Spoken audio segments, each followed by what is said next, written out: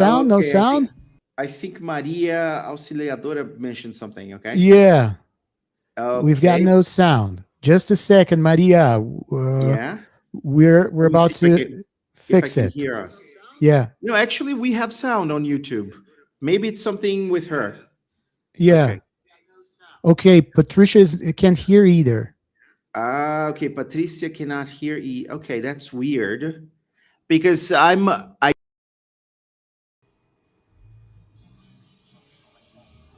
so I there are just more checked people. mine. I Yeah, also there are can more hear. I can hear people it. watching Okay, us. So okay. Maria.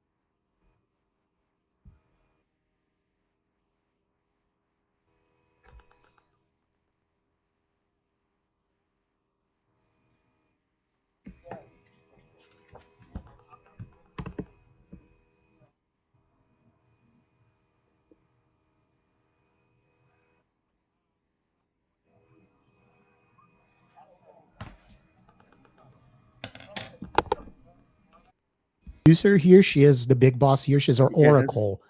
Okay. Yes, I'm checking the YouTube. Yes, no Yeah. sound. No No sound on sound. YouTube? Okay. Okay. No sound on YouTube. Let me just a second, guys. No Uh, sound on YouTube. let's see. So Don't. keep saying something. Let's see. Yeah, yeah, yeah. And keep talking to. Okay, Yeah, now it's okay, now back. it's working. Now it's Now, back. yeah, see, now it's back. I don't know. Now it's Apparently, back. so please, folks, if you can hear us, let us know in the chat there. Okay. Now apparently it's working. I don't know Yeah. what's going on. Yeah, because our mics seem to be okay. We can Yeah. hear each other perfectly here.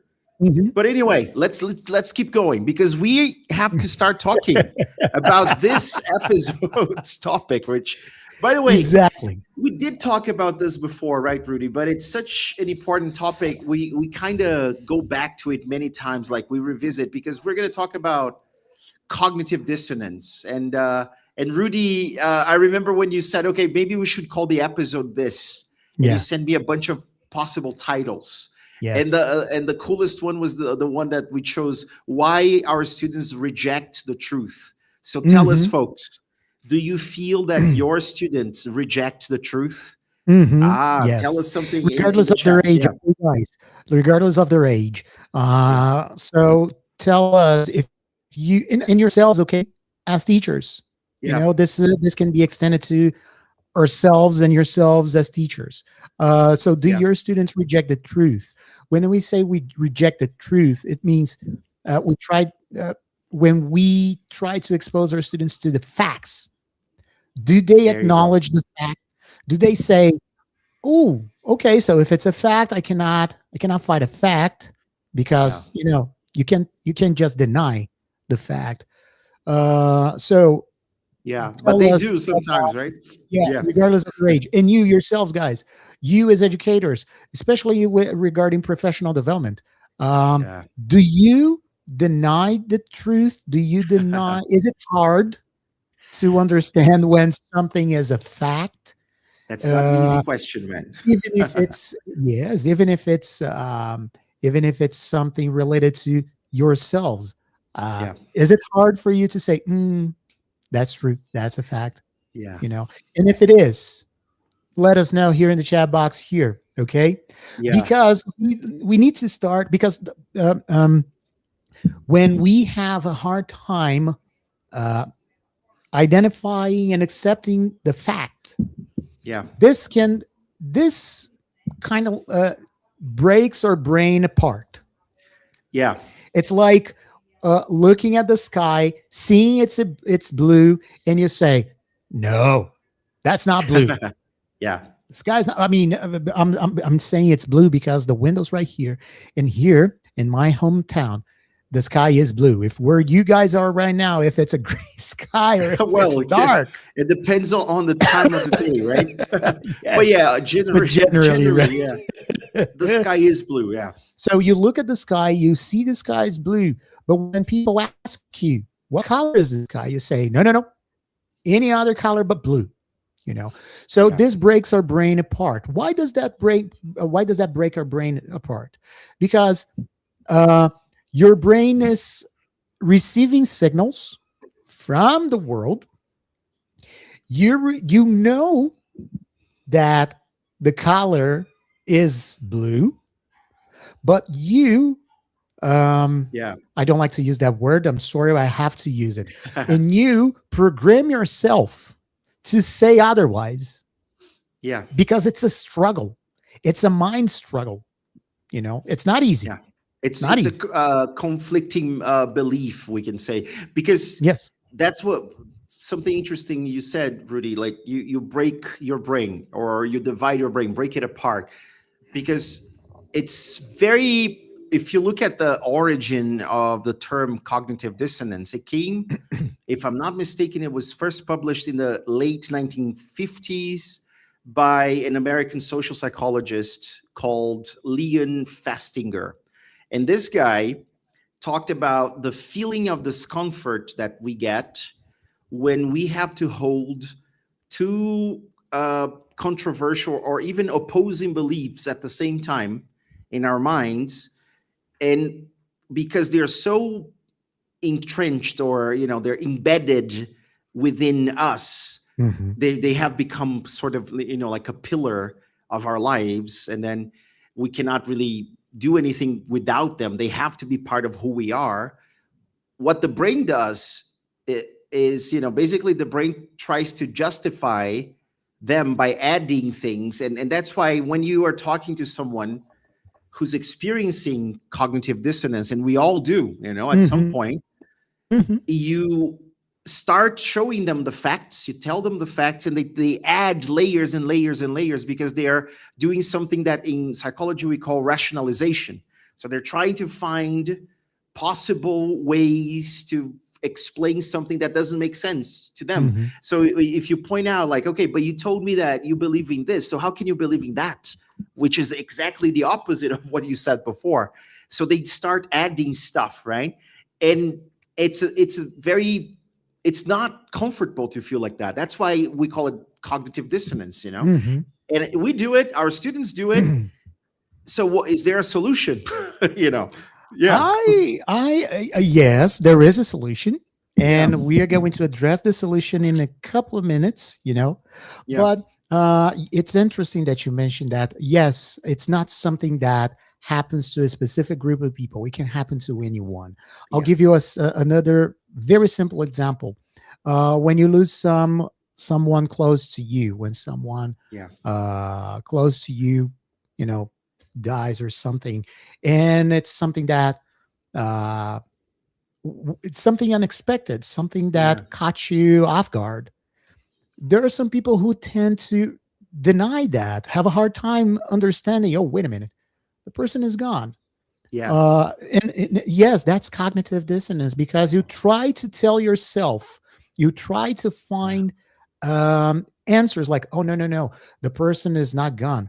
The person is, Absolutely. let's say the person is in the hospital. No. The person is going to survive because I saw something somewhere. You see, and then the doctors keep telling you, don't keep your hopes high, Yeah. or there's nothing we can do. This is just a matter of time. So yes, it's a simple example. It's part of everyone's life.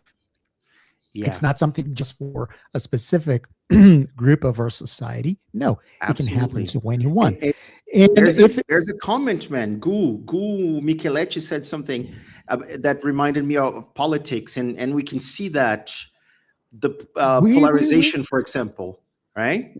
Google, So where I'm trying to yeah, find his comment. yeah. So the thing is, if Okay. you can see that Okay. behavior happening when you try to justify everything someone you look up to, or someone that represents something that you believe in. So you can see that not only for politicians, but especially for politicians, because it becomes sort of a battlefield. So the thing about cognitive dissonance, when you're confronted with certain ideas, you try very hard to find justifications for. Exactly.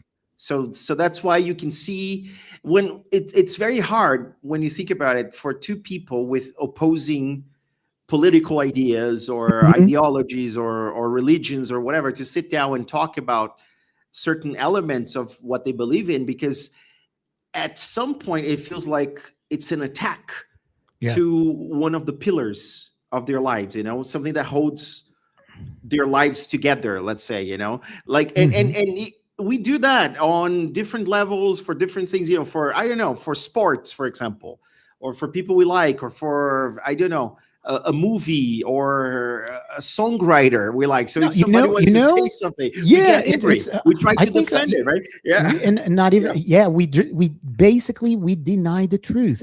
So We for deny the a truth, very yeah. a very common. I think this is the oldest real life example of cognitive dissonance.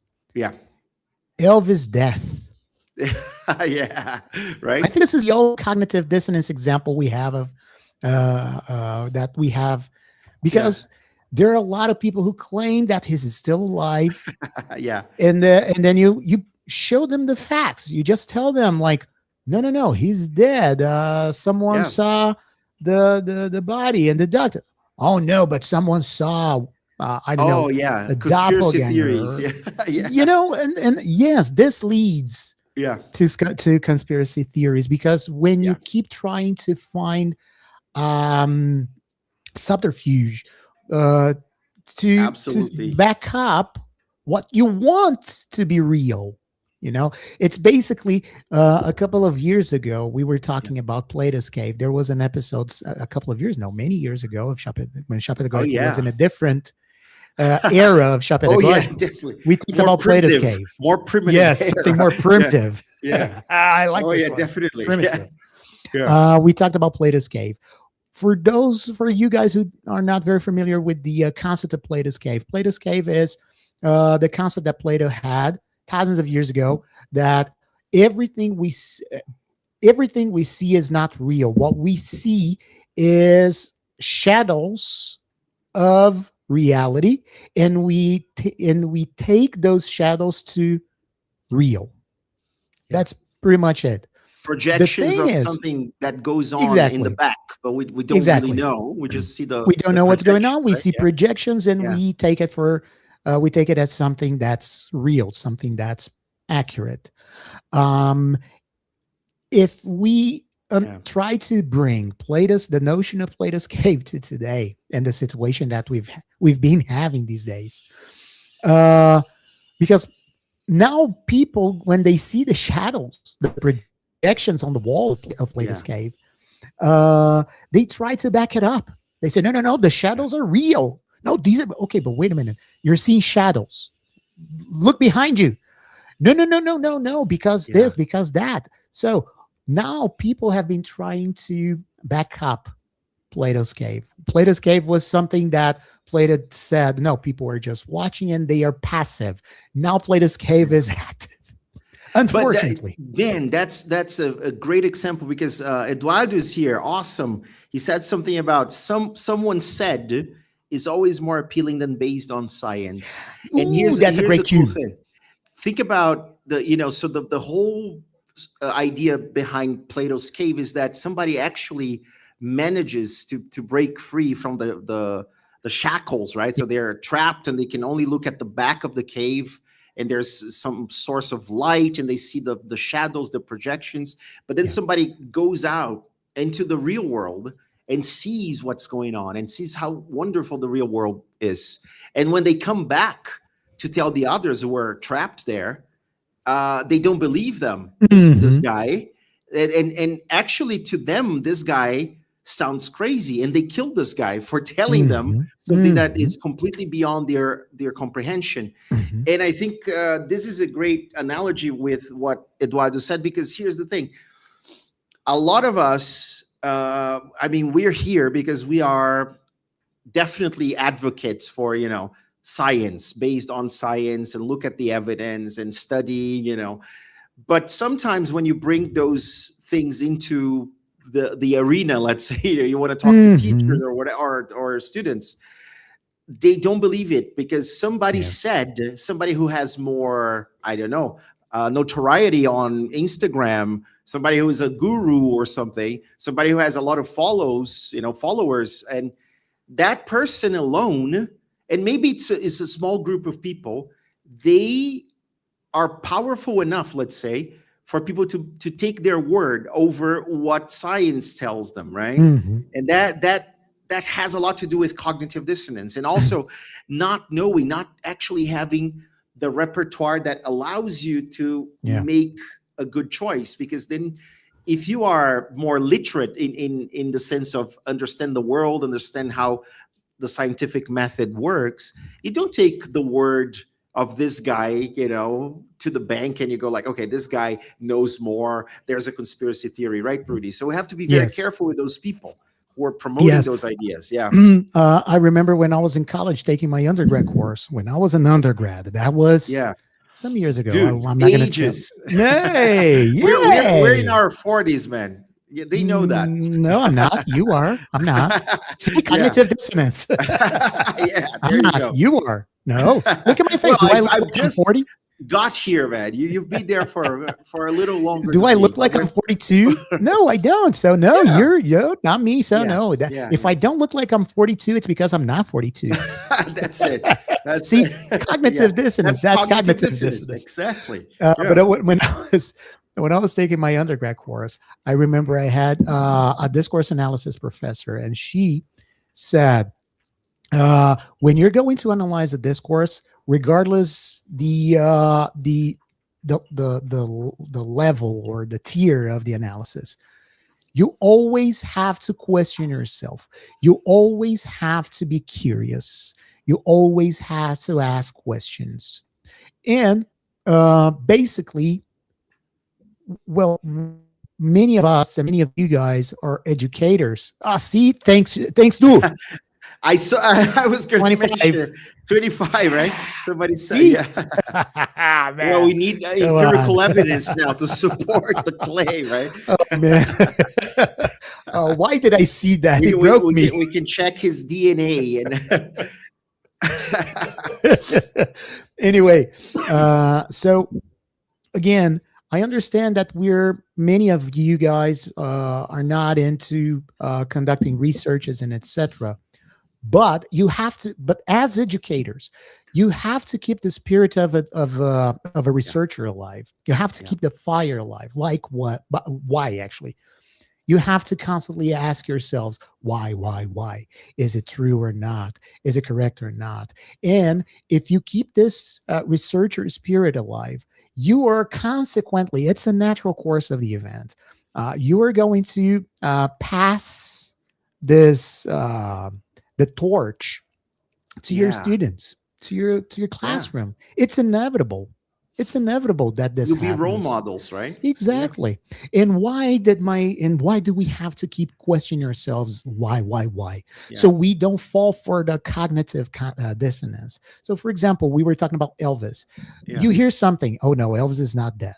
Or Michael Jackson is not dead. Prince is not dead. And Paul McCartney is dead, right? Or Paul McCartney. Oh, yes. Okay, Road, so right? Let me go back a couple of years before. Yes. I know, but you know, so that Paul McCartney was dead just because he was barefoot in a photo. And he was cloned or something. Like there was exactly. So when you when Jim Morrison is not dead. Yeah. You see, or that Amy Winehouse is not dead, or that Janis Joplin is not. Anyway, so we have a lot of conspiracy theories. What do we have to do in order not to fall into that? So we have to question yourself all the time. Yeah. You know, why? When you see something like this and you don't want to fall for that, you do your research. And I understand there are many conspiracy websites that are going to back it up. Yeah. You know, but you have to burst the bubble. You cannot, when you see something that makes you feel comfortable, meaning that if you see something that matches what you want to believe is true, don't do that. Don't get comfortable. Yes. Don't get comfortable. And you know what, man? That's exactly why I believe that the best tool we have is the scientific method.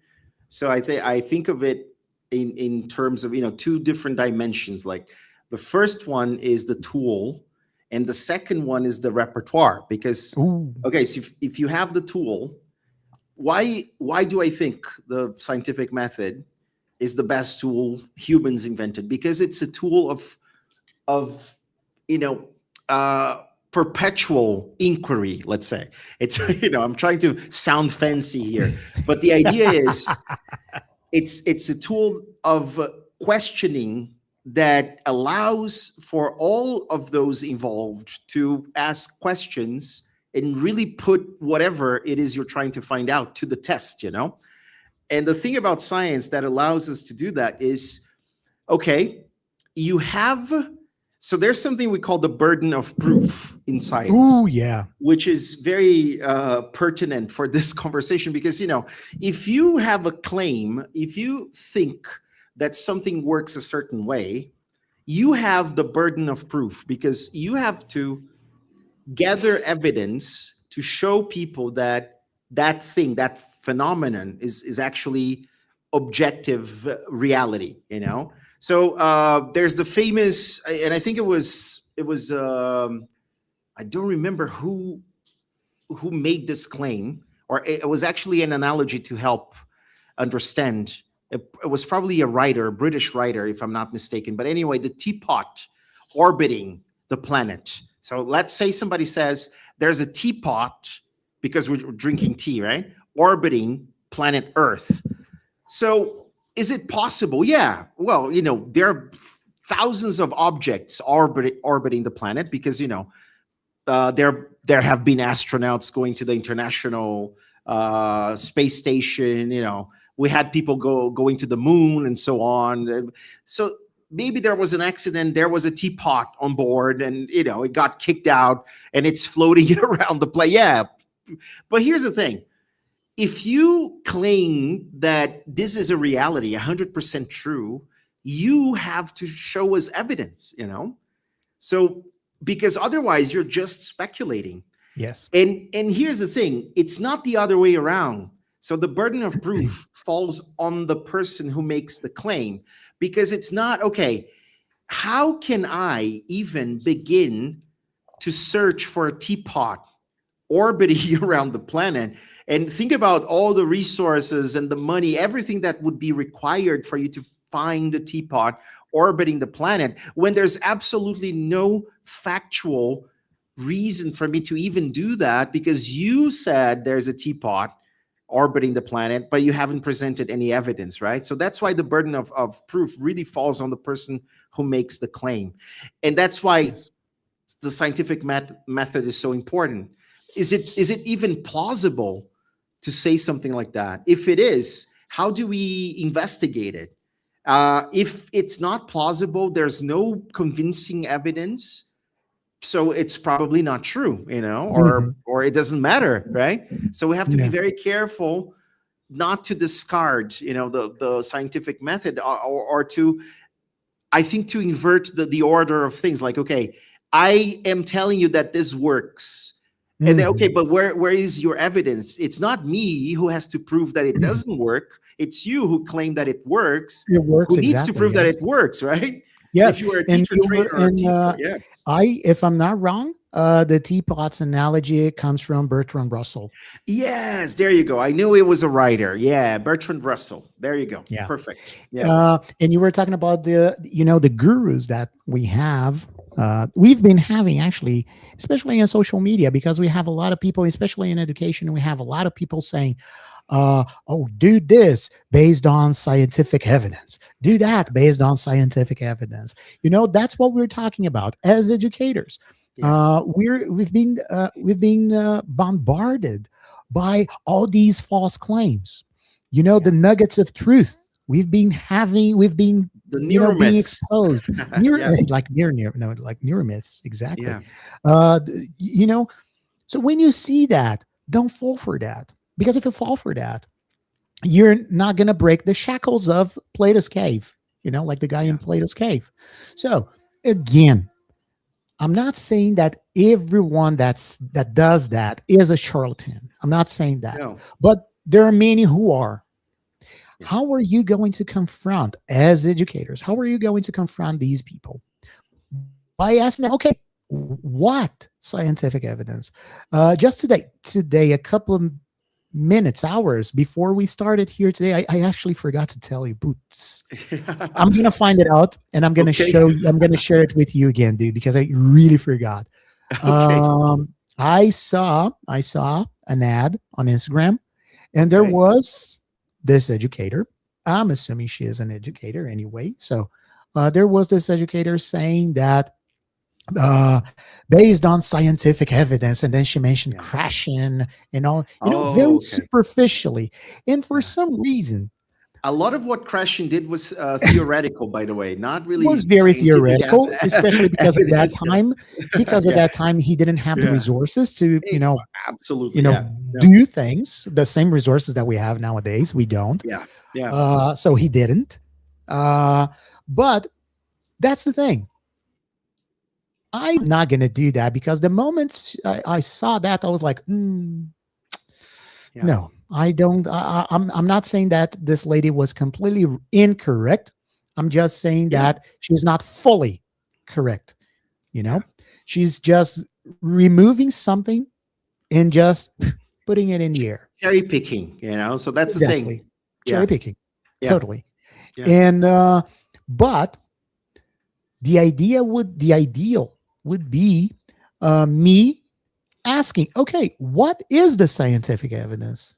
There you go. Where in crashing did you find it? And this is a responsibility that we've been having at Chá Pedagógico here. I'm not saying that we're perfect, okay, guys? Not at all. No. Not at all. But we understand our responsibility. In every episode, after episode, we get together, Andre and I, we get together, we plan the episodes and etc. We try to bring um, the resources. We try to bring this Absolutely. the sources. Sorry, they try to bring the sources. Yeah. As you said, Bertrand Russell. You were talking about Plato's Cave, and you're going to find this Yeah. the story of Plato's Cave in Plato's books, in many other books, and it's so. This is important because we don't want to Yeah. deceive you. It's our Absolutely. responsibility, you know. And And yeah. again, if for some reason you let's say that we say something here and for some reason we forgot to give credit to whoever said that, or talk to us, break Oh the yeah. shackles, just say, Rudy, Andre, you mentioned this, where is that, where did Yeah. you find this? Be curious, question, Absolutely. question, And don't man, believe everything you read, don't believe yeah. everything you say, go find it out. But Yeah. but again, when I say go find it out, don't use the don't use the same way that you do just to Yeah. just to massage your ego, Yeah. just to say, yeah, you see, this guy here is backing up what I Yeah, believe. like this guru. That's Yeah. not exactly, That's not no. how you do it. Because you said Break something. the shackles. You said something that, yeah, go do your own research. And that brings me to the second dimension that I was thinking. So the first is the scientific method as a tool that is reliable, that helps you be critical, ask questions. But the second part of this equation is you need to have your repertoire. Because here's the thing. What is happening now is that people are not reading, and reading is really still today the best source of information, reliable source. But even uh, reading can be complicated because people publish whatever they want to publish. There are Yeah. people who publish things that end up encouraging others to believe things that don't make any sense. So publishing, just because somebody has a book, I self-published my book, so anybody can publish anything. Yeah. So you have to be very careful when you read the source material. So you have to know who you're reading, their contributions. And when we're talking about science, the reading has to be done on a different front. I think you have to read academic papers because they're more current, let's say, updated, right? So if you're dealing with scientific knowledge, a book was published last year. It took 2 years for that person to write a book, right? But here's the problem. We were talking about teachers and teacher trainers. What about students? So naturally, students are being bombarded with lots of information everywhere on social media, and they have to go do research on Google, or nowadays they're using artificial intelligence, Mhm. ChatGPT, Gemini, whatever. So when that happens and they don't have the repertoire that I'm talking about, which is they don't have the basic facts that support their worldview, Yeah. they will fall for anything that ChatGPT gives them or social media gives them. I remember we talked about this a little bit, but there are kids who claim, or they're self-proclaiming coaches, right? And Yes. they you said Plato, and I remember this kid saying that, why should I read Socrates or Aristotle Yeah. if they're not going to help me make money? And he was talking about, why should I waste time going to school if I should be investing or what? And the kid actually had a lot of money apparently. But here's the thing, they don't have the repertoire to make decisions based on actual facts. So they can be manipulated by whatever comes their way. Yeah. And that's why reading is so important. Reading, folks, but not reading anything, like reading not just scientific books, technical books, and handbooks and things like that, but Yeah. even Literary books.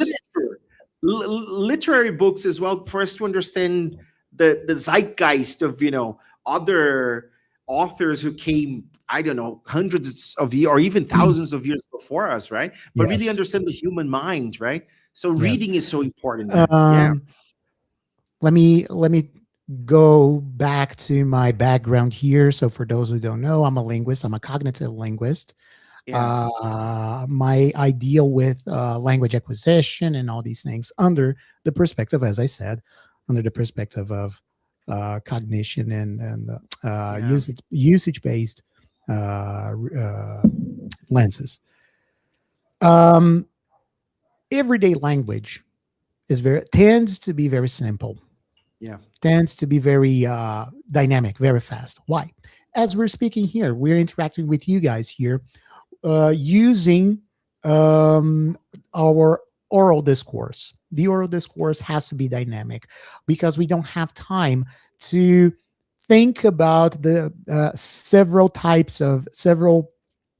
examples of words.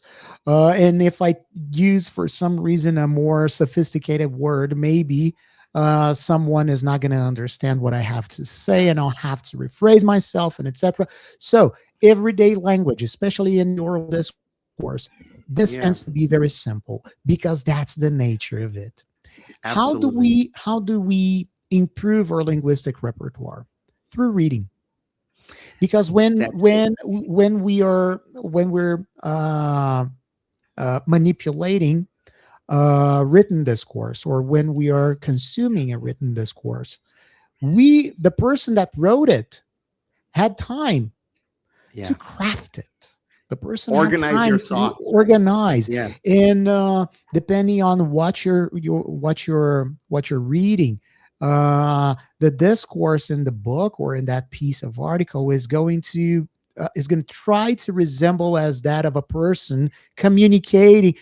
Anyway, the person can go nuts when the person is writing something. Okay, Absolutely. and Yeah. we're gonna get exposed to different types of constructions. We're gonna get Yeah. exposed to different types of words, different types of every single Richer language, lexicon, right? More. everything, Yeah. Definitely. Yeah. everything, Yeah. things that don't exist anymore, Yep. linguistically speaking. Yep. So this is what, linguistically speaking, this is what improves our repertoire. Yeah. Okay, Rudy, why are you saying this? Well, we're going to show you guys in a minute, but Yeah. we got a It's coming, fantastic, folks. yes, it's coming, but an amazing gift from one of our newest Yeah. partners, Yeah. Ciranda Cultural. I can show And just the tip. uh, That didn't uh, sound okay. I uh, can show just the bag, okay? Just the yeah, bag. yeah, we're going to For show those you of what you we got in a watching us, minute, okay? yeah, And one of the books that was in the box was Around the World in 80 Days by Jules Verne. that's a great And one. Yeah, it's a classic. That's great. yeah, If you've never read yeah, anything by Jules Verne, when yeah, you open the book, if you're like a very experienced teacher, English teacher, when you open the book, you are going to see very sophisticated constructions. Oh yeah, Very absolutely, sophisticated constructions. absolutely. Okay. When you interact with that kind of construction, Yeah, you will be forced to try to understand it yeah. To decode. because Yeah, the grammar is different. The yeah, grammar is different. The orders, yeah, everything is yeah. different. Everything sounds Absolutely. more Yeah, sophisticated and etc. By doing your linguistic research to yeah, understand that, and if for some reason, and you're going to be required to do that yeah, page after page after page after page, yeah. because it's not going to be just two or three lines. That's what It's we're throughout the losing, man. book. Yeah, You know, yeah, by doing that, at some point, yeah, you are going to learn specific constructions. This is going to improve your repertoire. You were talking about yeah. repertoire some minutes ago.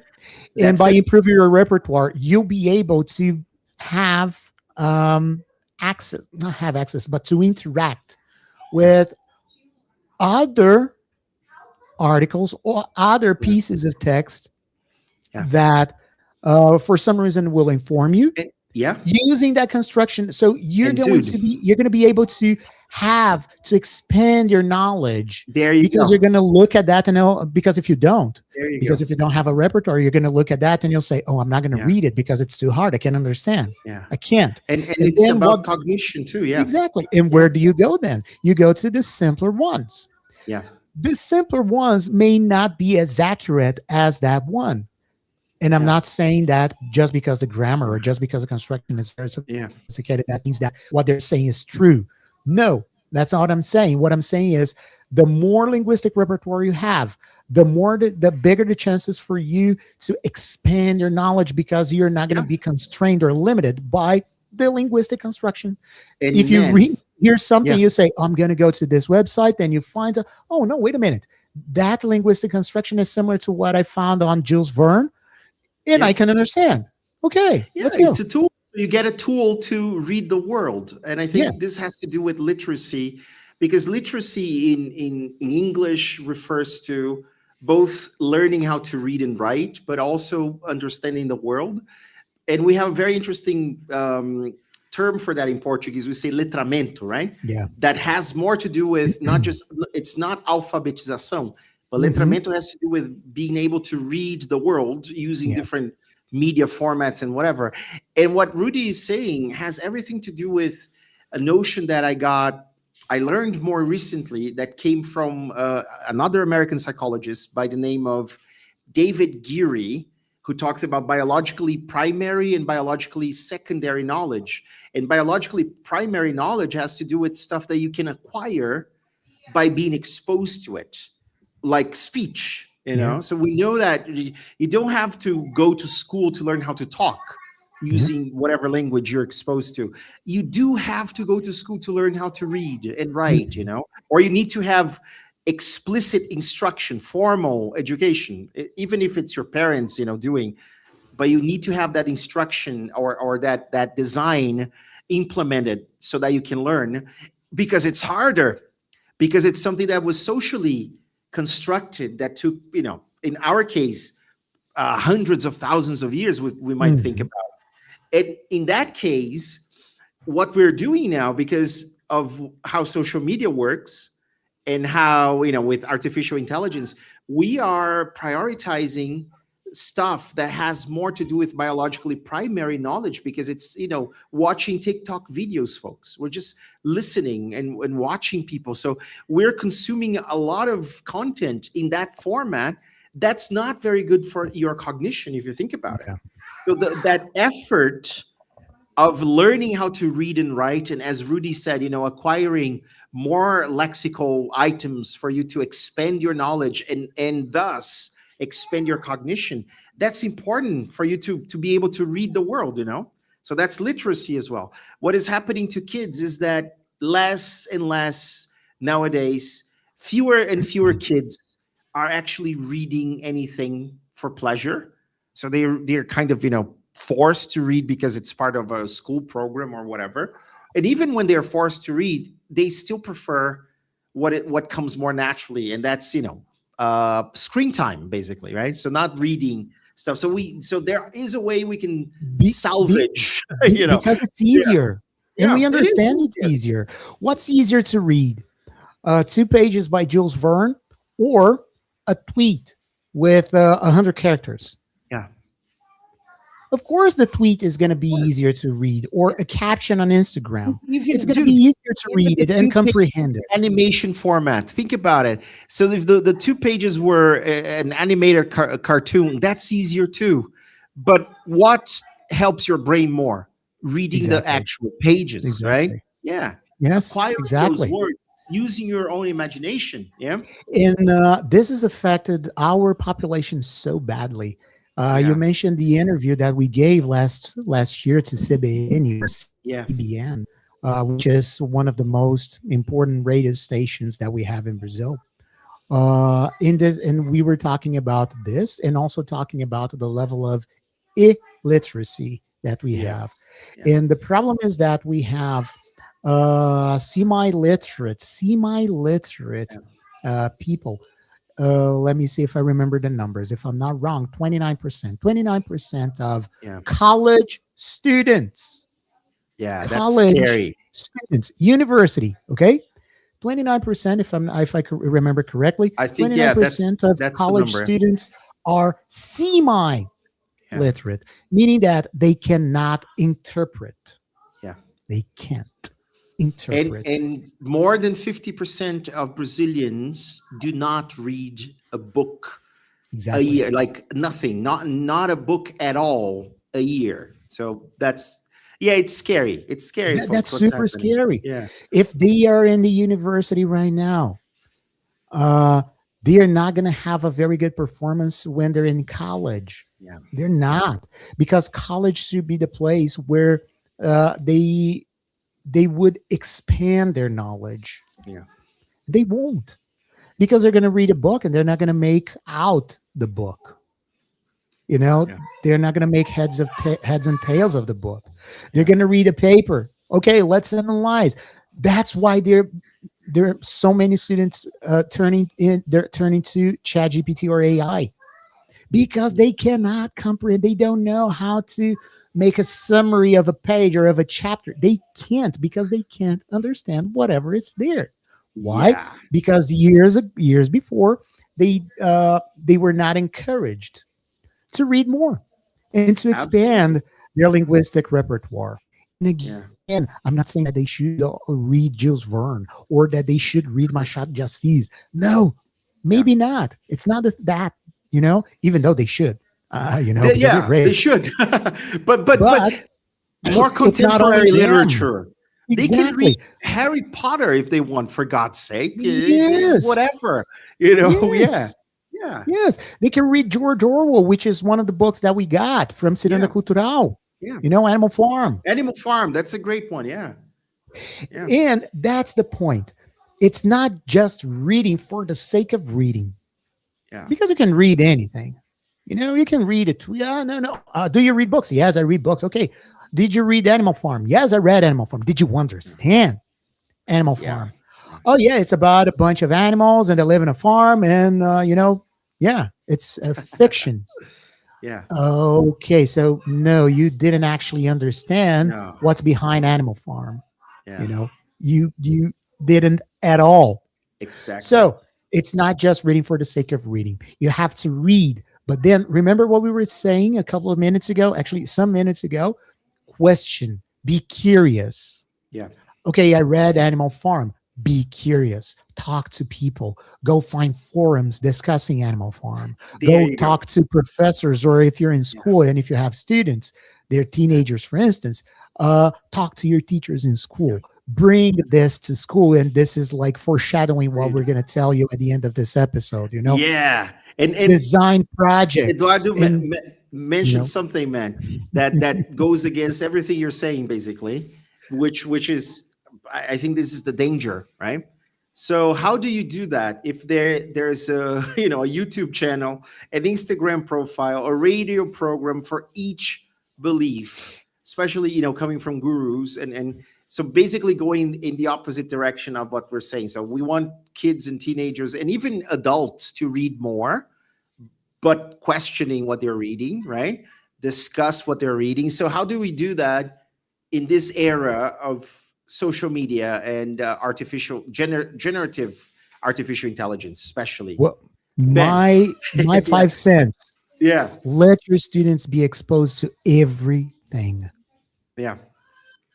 Everything. If you design a project, a reading project using Animal Farm, for example, Yeah. and you're gonna bring it to your classroom, do.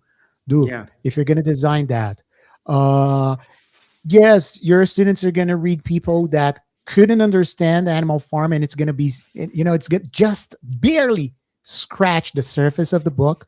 Yeah. But then our job as educator is to tell your students, okay, this is barely scratching the surface. Let's dig. Let's dive into that, because that's our job as educators. So so if they're gonna, if they found a TikTok channel, and in this channel they have like a 90-second video talking about Animal Farm. In 90 seconds, nobody can talk about Animal Farm, the intricacies of Animal Farm, the nuance of Animal Farm. And it's somebody else's opinion, so they didn't have to reach the conclusion themselves, and that's the problem. Yeah. So here's the big thing. Paul Kirshner, who's a very famous scientist of learning, let's say, I don't know if he's still working at the University of, I think, Academica University in the Netherlands. So this guy, and he told me when I was interviewing him, and then he wrote something about it on his blog that I thought it was really brilliant, because there's a difference between cognitive offloading and cognitive outsourcing.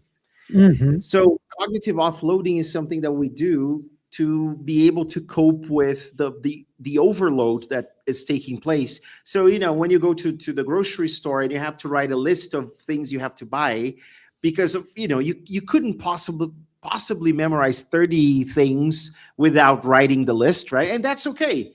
Mhm. But cognitive outsourcing is when, instead of reading the book Animal Farm, you go to YouTube or Instagram or TikTok and you watch this 90-second video Rudy was talking about, and then you form your opinion of a book you haven't read.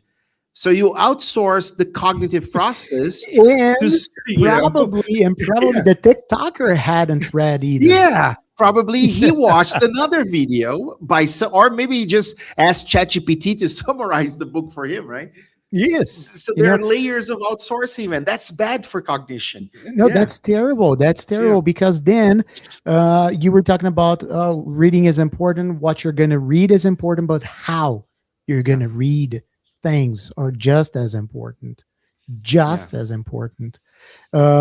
Because, one more time, what is our job? What's our role as educators? Enlight our Yes. students. Yeah. Show them different paths. They're going to bring TikTok and they'll say, are you going to reject TikTok? No, you're not going to reject TikTok because it's there. But go And deeper, right? Like you you said. just say, oh, you brought something. Okay, it's an amazing beginning of discussion here. So let's debate based on this TikTok. And then, one, pedagogically speaking, your students are they're gonna feel like, whoa, I brought something nice. Yeah. They're gonna feel, empowered. Acknowledge, Because if you right? if you reject it, if you just say TikTok, ew. I told you to read the damn book, right? No, that's not Forget how it. you So, them. you brought something. Okay, that's a great beginning of debate. Okay, guys, so change your plans. Let's talk about that. This is going to spark a fantastic debate. And then you're not going to be scratching the surface anymore, because you're going to have a very interesting debate. Yeah. All right. So that's the first thing. And the second thing is the diving in itself. Yeah.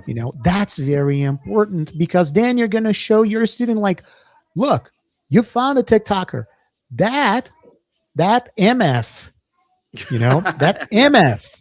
Yeah, it's spreading BS. Is spreading BS, or not even if the person is not spreading BS. No, maybe they actually maybe the person is just, as I said, just scratching the surface. But you got to show them, look, there's more. This is just the tip of the iceberg. Let me show you what's in underwater. Of the book. I want yours. Yes. I want, and you can something you said that I like very much. So start with what they know. If they know TikTok, start from TikTok, but then get excerpts from the book. And but what do you think the author meant here? And make them read, and then they will soon realize that everything is connected, that they have to read the whole thing to make sense of the book, right? And then to reach their own conclusions. And I think that's one way to sponsor, especially because Animal Farm is not a very long book.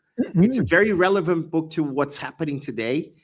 And I think that's how you grab their attention. So sometimes, because it's part of the curriculum or whatever, we start from very complicated books that are very far removed, from the reality of the students, and that usually I tends not to work very well. So you have to find something that's closer to the students, and then work like that. But do what Rudy said. Okay, maybe they watched some guy talking about this book.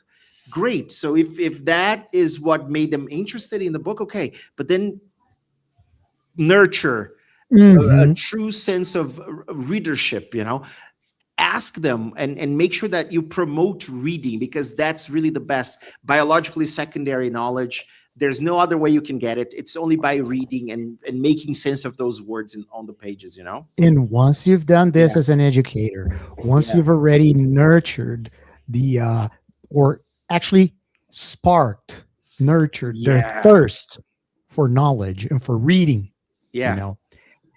then you have, the frosting on the cake. Absolutely. Make them burst the bubble. How? Tell them, okay, you like that TikToker. Why don't you ask this TikToker this? Why don't you ask this question of this TikToker? Because now you have tools. Confront the TikToker. Just go to TikTok and say, oh, okay, you mentioned this, and that. So I actually read the book and I realized this, and that. What's your opinion about it? There you go. That's how you break the bubble. And if the TikToker is actually good, they'll say, oh, great idea. And this is going to generate engagement and it's debate and etc. Yeah. Awesome. If this happens, then you found a very interesting and very relevant TikToker. There you go. If the TikToker doesn't give a damn about it, just ignores your comments or just, find a way out to circumvent your questions, that's not a good TikToker, man. That TikToker is actually spreading BS. That TikToker is probably making TikTok videos on other TikTok videos. Probably, yeah. On other TikTok, you see like one of those Russian dolls. You open. There's another one. And there's always another one, right? Yeah. Exactly. It's pretty much like that. Much like that.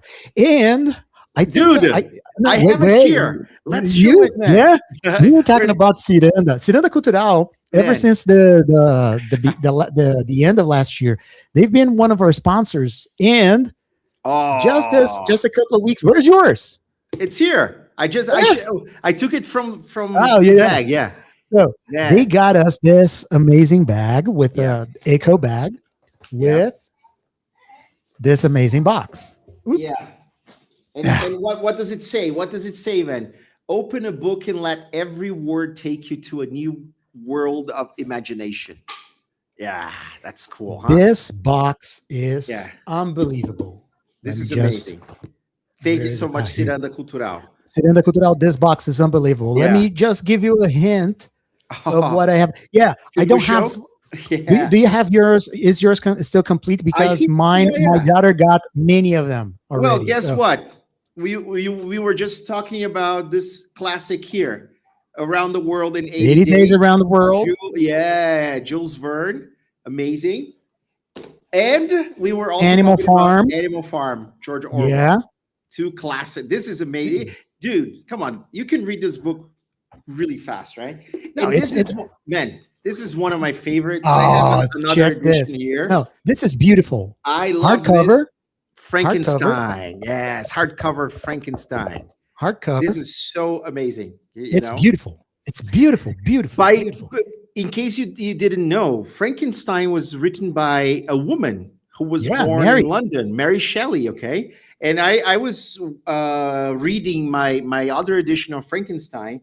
So this woman was actually talking to some of the greatest authors of the time and had some ideas. She even had a nightmare that were reflected in her writing. So this is important, folks. You're just understanding what was going on, 200 years ago in literature, the human mind. And it's the cool thing about Frankenstein that, to wrap up, is it's a series of letters. So even the genre, the writing style, that we don't write letters anymore, do we? Like we send text messages on WhatsApp or emails, or emails, letters, no postcards. But how do you write a letter? So basically, the whole book is just letters, from Victor Frankenstein to his brother to the captain of the ship and so on. This is amazing. So really, and then you may ask us, okay, did you just get reading books for adults? No, we also got for kids. For kids, lots of things for kids, And I'm just gonna separate two. That is definitely. I was taking a look, and these two were, I'd say, my favorite. One in Portuguese. O gigante mais elegante da cidade. Awesome. Yeah. for kids. And this is amazing. This is definitely something that I'm gonna read to my daughter here. Yeah. What if I feel anxious? This is in English. Aha. What if I Yes. feel anxious? And Yes. this came from Cinema Cultural, and they have a very man, it's an amazing label called W Books, which are books in Absolutely. English. Books Yes. in English. W There you go. Books. W books. Yeah. And shall we tell them what they are Yeah. supposed to do? It's time for us to wrap up. So we have a major announcement. So will you do the honors, man? Okay, Go so ahead. Yeah. if you've been watching this episode since the very first seconds when we were soundless here, Yeah. we told you that the episodes this year, the episodes of Chá Pedagógico this year, which by the way, Yeah. just 3 days ago, 7 years of Chá Pedagógico. Huh? Oh yeah. It was February 19. Oh my God, man. Yeah. Look at that. 7 years of Chá celebrating Pedagógico. our anniversary 7 here, guys. years Yeah. of Chá Pedagógico. Yeah. And then this year, when we were talking about how the episodes would go and etc. Andre came up with this amazing idea. Why don't we encourage reading and literacy and reading projects and etc. And we said yes. So basically, every episode now will have, if it's not going to be focused on reading, will encourage reading a lot. It's not going to be fully on reading. Yeah. We're definitely going to talk about, like today, we're talking about cognitive Literacy dissonance. in general, not just reading, but yeah, definitely. Yeah. And Oh yes. this is the coolest part. Okay. We have a gift for you guys watching us right now, and for you guys watching the recorded episode. If you want to get not these books, but if you want to get if you want to get a book, for you, teacher, to actually do what I've been doing since I started, and seriously, just so you know, yes, I started reading. Oh yeah, around the world in 80 days. That's a great again one, for the billionth time. Yeah. If you want to get a book, we're giving away a book. Okay, we're giving away 2 books. Yeah. One, we're going to choose 2 people to get 1 book. Yes. From Ciranda Cultural. Okay. From Ciranda Cultural, from Disal, yes. Disal and Ciranda Cultural, they are partners. We're all together in this journey, okay? What do you guys have to do? Yeah. From now, actually from tomorrow, because now it's not. Yeah. From tomorrow onwards until the next episode of Chá Pedagógico, and the next episode of Chá Pedagógico is going to be the last Sunday of March. Yeah. So you have more than a month. The last Sunday of March. Yeah. So you have basically 30 days, or a little more, actually. 30 days. 5 weeks to do it. Yeah. Yes. 30 days. So you have a little bit more than 30 days. What are you guys going to do? You're going to record, short videos, like a story on Instagram or a 15-second reel on Instagram. Yeah. Showing us how you've been dealing with reading activities in your classroom. If you cannot do this in the classroom because you have kids or teenagers and etc., that's fine. No problem. You don't have to expose your students to that. Yeah. That's not what we're saying, if you can't. But record a video. If you record a video and then you blur your students' faces or put but that would be not everybody knows how to do that. That's okay. If you can, if you know how to do that, awesome. That's fine. Because we don't need your students to be exposed. To expose them. Yeah, exactly. Yeah. But make a video, short video on Instagram, showing us how you've been encouraging your students to read, how you've been working out, literature in your classes. Yeah. How you've been doing this. When you post the video, you have to tag us, the Learning Cosmos. The Learning Cosmos. Machiello Consultoria. Yes. Okay. Double T, double L. Yes. Here. Yeah. You're here. Yeah. So I guess you're here. I guess. I did. Andre's here. Okay. Yeah. So the Learning Cosmos, follow and tag him. Tag me. Yep. My handle is at Machiello Consultoria. Tag Disal. Yeah. Follow and tag Disal. Yeah. It's Disal _ distribuidora. Yes. You know, no, it's Yeah. distribuidora de conhecimento. No, Jesus, I practiced yeah. this and I forgot. Good. It's okay. We are going to post instructions on social media. Don't Yes. worry, Oh my because it might goodness. be too much Yes. information for Ah, you guys. Yeah. Just make yeah. sure you follow Anyway, us. Yeah. We'll so tell you exactly what you have to do. Don't worry. follow and tag Ciranda Cultural Yeah. on Instagram. Follow and tag W Books. Yeah. Yes. Okay. So I'm going to repeat a Yeah. very short video, 15-second video, a 15-second story, or a very short reel on Instagram. Yeah. You have to follow and tag all of us. You have to follow and tag me, André, Disal, Ciranda Cultural, and W Yeah. Books. Okay. And Why? Because we're going to analyze your videos, and then in the next episode of Chá Pedagógico in 30 days, the last Sunday of March, yeah. we're going to select the best 2 videos, the top 2 videos that we Yeah. see to give away the book. And here's the cool thing. The purpose of giving away the book is for you to maybe start a new project with your students, right? So you can start a new reading project. Could be anything really. And Yes. the thing about what we're trying to do this year is really to promote literacy, to Yeah. help people understand that reading is very important. And let me personal anecdote very quickly so we can wrap up. Just yesterday I had the first meeting of my book club. That I joined a book club here in Goiânia. So I went to this place with a bunch of people, like 20 something people, and I had to read a book that honestly, if it was not part of the book club, I would have never read. And I'm glad I did. It's about relationships and with our family, and sexism and all of that, by a contemporary French writer, Edouard Louis, his name, Who Nice. Killed My Father. That's the title. And it's a very short book. And the thing about reading that we don't get is that if you are part of a group because of social belonging, and then everybody's reading the book, you will end up reading the book as well. Mhm. So that's one way you can promote reading in your classroom. Make sure that everybody feels that they have to be part of the group. They have to read the book. And then you create the sense of belonging, right? Because this is what the mission will be this year, right, dude? Yes. That's And what you we're gonna avoid do. and you avoid falling for this cognitive dissonance trap. Yeah. You avoid falling for that. You're going to develop tools to break, basically going back to what we were saying in the beginning of this episode, to break the shackles inside Plato's cave. There you go. All All right. right. So That's again, it, guys, folks. if you really like Yeah. this episode, don't forget to click the thumbs up. I'm Yeah. seeing a very low number of likes. So guys, come on. If you really Make like sure the you like the episode, episode, like the episode, share the link with the ones that you understand is going to love this conversation that we had today. Follow share. the YouTube channel. Share. Okay. Subscribe to the YouTube channel.